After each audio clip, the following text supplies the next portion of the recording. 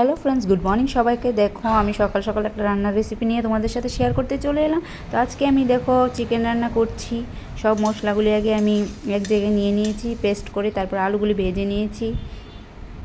এখন আমি দিয়ে দেবো কড়াইতে তেল। দেখো কড়াইতে তেল গরম হয়ে গেছে। এখন আমি পেঁয়াজ কুচিগুলি দিয়ে নাড়াচাড়া করবো, একটু ব্রাউন ব্রাউনভাবে ভেজে নেব। দেখো হয়ে গেছে ব্রাউন ব্রাউন। এবার আদা পেস্ট, কাঁচা লঙ্কা পেস্ট, রসুন পেস্ট, পেঁয়াজ পেস্ট সব দিয়ে নাড়াচাড়া করছি। এবার জিরে গুঁড়ো, ধনে গুঁড়ো দিয়ে দিচ্ছি, দিয়ে একটু নাড়াচাড়া করে লবণ, হলুদ দিয়ে আবার একটু নাড়াচাড়া করব। দেখো মশলা থেকে তেল সরে এসেছে। এবার দিয়ে দিচ্ছি চিকেনটা দিয়ে ভালোভাবে নাড়াচাড়া করব। তো সবগুলি চিকেন আমার দেওয়া হয়ে গেছে। এবার সব মশলা চিকেনের গায়ে মিশিয়ে নেব ভালোভাবে। দেখো সব মশলা চিকেনের গায়ে লেগে গেছে ভালোভাবে। তো এখন আমি দিয়ে দেব ভেজে রাখা আলু আর কাঁচা পেঁয়াজ।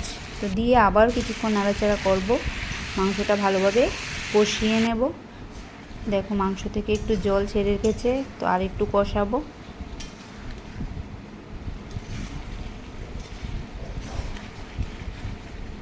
তো দেখো ফাইনালি আমার মাংস কষে গেছে। তো এর মধ্যে আমি এবার একটু জল অ্যাড করব, বেশি দেব না, একটুই। তো এখন আমি গরম মশলা দেবো এর মধ্যে। দেখো গরম মশলাটা দিয়ে কিছুক্ষণ নাড়াচাড়া করব।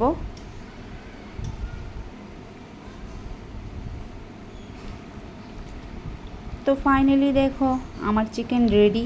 তো এখন আমি নামিয়ে নেব। দেখো আমার চিকেন নামানো শেষ।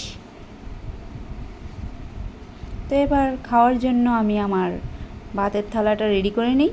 দেখো